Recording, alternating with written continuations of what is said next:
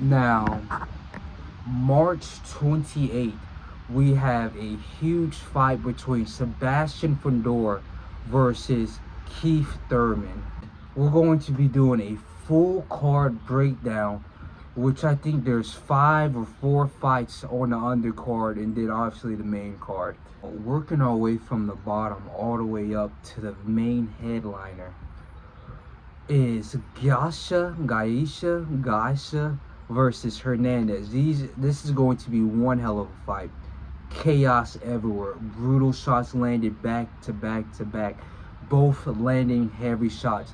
Looking at Hernandez first, because these fighters are both amazing, talented, and gifted and all of that. But with Hernandez, he's a complete star of the show.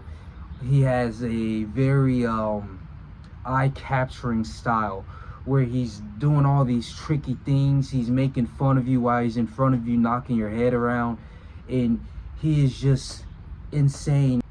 He can slip a lot of shots. His defense is immaculate, but he can also land insane counters while he's slipping your punches.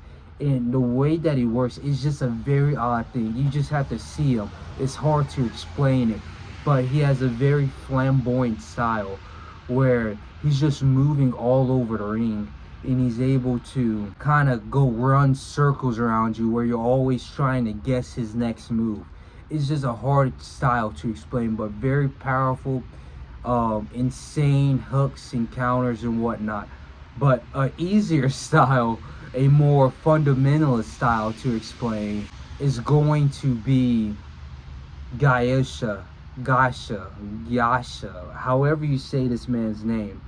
Now with his style, he has a very fundamentalist high guard style, but an insanely quick 1-2. He can hit you with that all night, and he did hit his opponent with that all night. Now I only saw the last fight from both of these guys, but looking at those fights, I could see that Gaisha is insanely patient. He waits for you to start to tire yourself out, and then he spams his 1-2, and his 1-2 is insanely accurate. It's literally like a marksmanship where he has the sniper. He's not missing anything. No matter what's the distance, he's going to break that range and land that 1-2 counter on you. And trying to put these two guys in the center of the ring is going to be pretty difficult, because one has a very unorthodox style and the other has a very, how do you put it, a very fundamentalist style. So it's like opposition, a perfect duality between boxing styles, where I feel as if I gotta give it to the unorthodox man. He's a very fun fighter to look at. Therefore, I feel as if he's going to be the one that is kind of leading the action, because with Gaisha, very patient style, I feel like he's not going to do very much, or he's not going to lead a lot of activity. He's going to be spending the entire fight kind of being patient. Therefore, I give it to Hernandez, not by knockout or anything. I feel like they're both going to land very heavy, hard-hitting shots on each other. Now, moving up to another fight that I'm very interested in is Torres versus Sanchez. Now, this is going to be another war in the ring. Let me stop shaking the table, but they are going to be shaking up their entire stadium when they enter the ring. Where, let's go to Sanchez, because I feel like he's the underdog in this fight. Sanchez, he's a huge fucking dude. Very strong, powerful right hand. And when it lands, it feels like a fucking brick hitting your face. But he's also very slow. With all of that weight, it comes with a cost. Yes, you get the power, but you're also getting drained as the rounds go on. And you're not able to put forth your full 100% self for all 12 rounds, which I think this is going to only be an 8 to 10 round fight, so it's going to be good for him. But I don't think he's going to last very long, and I'll get to the prediction in a second. Sanchez, very powerful right hand, but he's easily overwhelmed with pressure to the point where he just has to hug his opponent and try to use that weight to drown and overpower his opponent. And that's the only thing he can do when he's pushed against the ropes. He doesn't have much footwork. He doesn't have that much head movement. And he's kind of just a wall and that could throw bricks at you. He's just a wall that could throw bricks at you. And so when you get him walled up on the corner, stuck there on the ropes, then there's nothing he can do.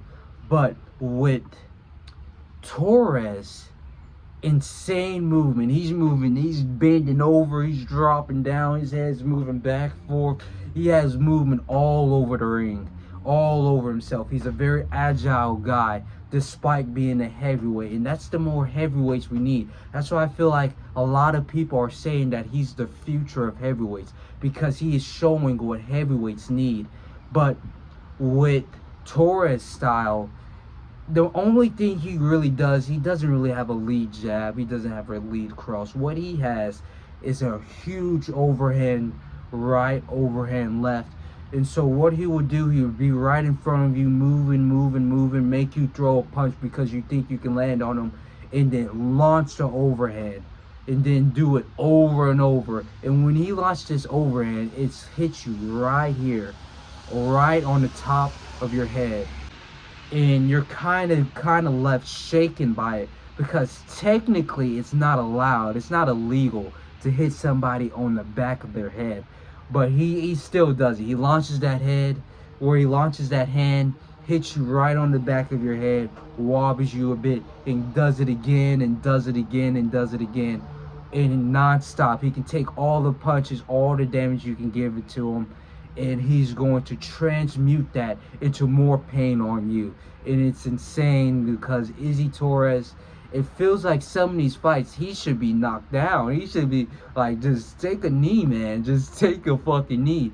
But he just keeps pushing forward, and that's the amazing thing. That's what makes him an immaculate fighter. And so I feel as if Izzy Torres has this entire fight in the bag. Most definitely, he has this entire fight in the bag. And so it's probably going to be a knockout, because Sanchez doesn't move a lot, and so they're probably going to stop it when Sanchez is stuck on the ropes and Izzy is just, or Torres is just landing back-to-back shots. Now, last fight before the main headliner is going to be Garcia versus Newman, and this is an easy fight to predict. And I just want to get this off my chest, because off the rip, Garcia is a shitty fighter. And I kind of have a bit of animosity built up on this man, because Gaisha, one of the guys on this fight card, fought him before, and he lost the fight for no reason. And it was a huge fucking robbery, because I'm going to get into it. Garcia has literally stood there the entire fight, getting his brains knocked up, getting his eyes fucked up, getting his nose broken, getting his jaw shattered, getting his body broken down for 12, 10, or however long the fight was, for the entirety of the fucking fight. He got beat up, and at the end of the rounds, they raised Garcia's hands for the victor, after doing nothing but get his brains beat in for 12, 10 rounds straight. Literally just getting his head knocked around. He has no footwork. He has no head movement. He gets jabbed constantly and keeps moving forward. All he can do is land a whole bunch of hooks after you fucking shattered his spirit. And he's just there kind of standing, and you're letting him get off some shots. He throws those weak ass hooks. It's clear that I have a lot of built up hatred for this man. That's because Gaisha is an amazing fighter and should have won that fight. But I digress. I digress. Moving to Newman. Newman's going to whoop the living shit out of this man.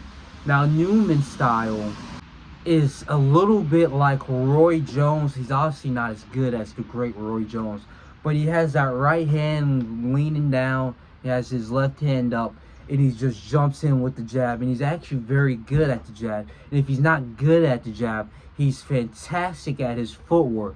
Now, he has this thing where he can drip, or he can drop down, or he just bends over. He just has a lot of things in his defensive toolbox to slip and dodge a whole bunch of shots. and he does it constantly. He's very good at it. And if it's not just his body work, it's his footwork. He can move out the range, he can jump in a range, and he can circle around you. He has it all. And he is going to run circles around Garcia. He's going to knock out Garcia. Because I have a feeling that if he doesn't knock out Garcia, that they are still going to give the fight to Garcia. I don't know who is funding, who is sponsoring Garcia, who is behind this man, who is in his team. But he has some fucking way of getting every robbery and winning every fight that he's losing over and over and over. So the only way Newman can win this fight if he completely knocks out Garcia, and I believe he will because his style is just that good. But we'll see. Moving on to the main headliner, Sebastian Fundora versus Keith Thurman. I have already made a video about this. Made a few videos actually, even before the first fight was canceled. Made my opinion, and it's still the fucking same. Keith Thurman is going to die in the ring, sort of like Tim Tszyu, where Keith Thurman back then, he was like the young Manny Pacquiao, one of the greatest welterweights in the world. But nowadays, his foot, his knees ain't working like they used to. His head movement isn't the same, and it's like he's an old king. Like his footwork's not there, but his power still. It's like the knees will go. The knees will definitely give out, but his power stays. And it's the same with Mike Tyson. It's the same with Floyd Mayweather. Their bodies on the lower half is kind of gone, but his hands still holds that power. And so he's still a very powerful fighter. But when it comes to his footwork, which is the one thing you're going to need when going against a 6'6", 7-foot range Fundora, isn't there. Therefore, he is going to have one hell of a night because he's going to be a literal punching bag that gets broken in. And you see all the stuffing coming out. It got a whole bunch of fucking dents in it. You fucking elbowing that shit. He might get elbowed by the long arms of Fundora. But it is going to be an absolutely brutalizing night for Keith Thurman. And I can't emphasize that enough. He is going to literally get brutalized, bloodied all up, and knocked out within the first 6 rounds of this fight. That is a guarantee. Within the first 6 rounds of that fight, he is going to get bruised up. His eyes are going to be swelling. His nose is going to be broken. His jaw is going to be shattered. His body is going to be fucked up. I don't even think Fundora is going to go to the body. I think he's going to aim straight at that head and get it every single time. Literally, he's going to aim straight at that head and get it every single time. And so, Fundora in 6. There's not much I can say to that. Knockout in 6 rounds.